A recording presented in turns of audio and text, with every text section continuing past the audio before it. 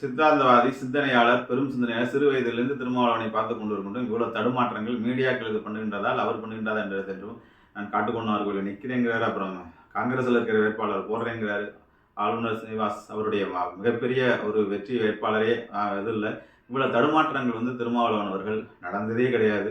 அவருடைய சிந்தனையில் எதுவும் சிதறு வந்து விட்டதா, அவர் சிந்தனையில் எதுவும் தெளிவு வந்து விட்டதா, மீடியாக்களும் ஸ்டேஜில் அடிக்கிறது போன்ற விஷயங்கள் அது திருமாவளவன் போன்றவர்கள் ஒடுக்கப்பட்டவர்கள் மறைக்கப்பட்டவர்களுடைய குரலாக ஒழித்துக் கொண்டிருக்கின்றவர்கள் தொடர்ந்து ஒழிக்கப்பட வேண்டும். தொடர்ந்து சிந்தனை அவருடைய சிந்தனை செறிவு பெற வேண்டும்.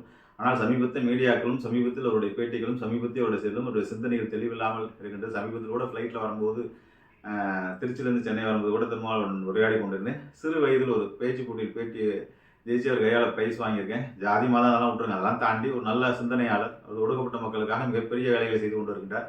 அப்படி திருமாவளவனார் அவர்கள் தன் சிந்தனையில் தெளிவு பெற்று தன் செயலில் தெளிவு பெற்று அவர் அரசியல் தொடர்ந்து நிலைத்து நிற்க வேண்டும். பல குழப்பங்கள், பல குழப்படிகள் மீடியாக்கள் பண்ணுறதா இல்லை அவரே அதை உருவாக்கி கொண்டாரா என்னன்னு தெரியல.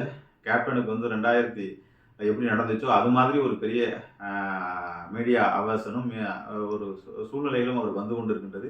இதை கவனம் செலுத்தி அவர் சரி செய்து கொள்ள வேண்டும் என்பது நம்முடைய மிதவாரா சேனலுடைய செய்தியாக சொல்லிக்கொண்டு விடைபெறும் நண்பர்களே.